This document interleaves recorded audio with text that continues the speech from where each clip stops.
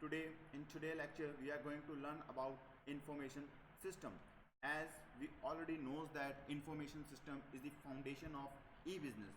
In fact, we knows that information system is all about the data stored that can be help in business process, re-engineering and improving the process.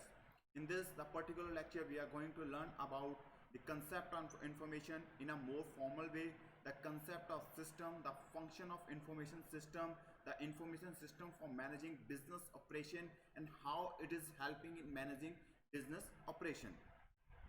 So in fact we are talking about four interrelated things that is related to information. First one is data, second one is information, and third one is knowledge, and fourth is a wisdom. Now what exactly the data?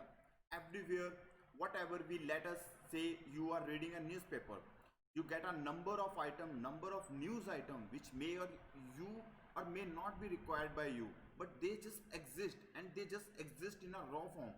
So that data is basically a symbol, fact or a signal.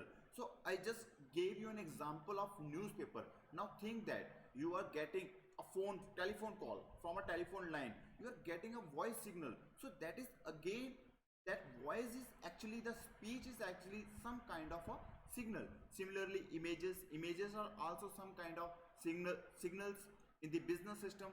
When the business operations take place, business processes are carried out, huge amount of data are generated. So this data is basically raw and it simply exists and it does not have any significance beyond its existence.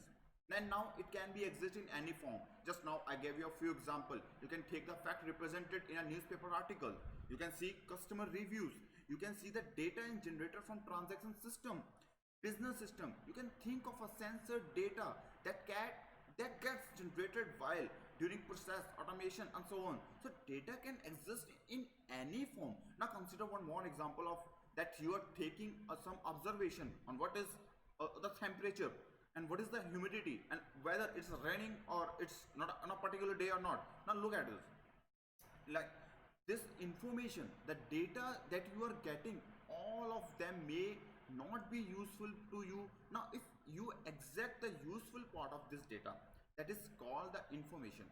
Now this data, as I told you earlier, if the data simply exists and it may not have a meaningful interpretation, or the person is actually reading it, so you are quite ignorant about what happening in the cricket world. So if some news articles come in night sport page about cricket, you may not able to understand. Of course here cricket is not very a good example, may you can know some other game, let us baseball. In case of Indian context, many of us may not of knowing about the baseball. So if some of the article comes about baseball, it may not be very relevant to you.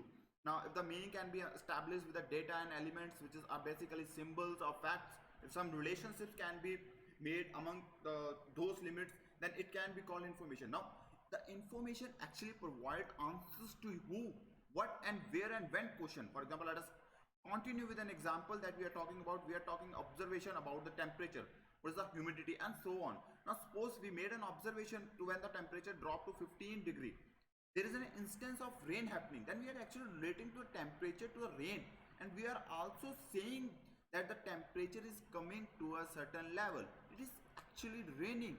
So that is the information we have generated from the temperature. So that how you can build a knowledge with the appropriate collection of data. So that thing possible just because of the information you have. So thank you for today.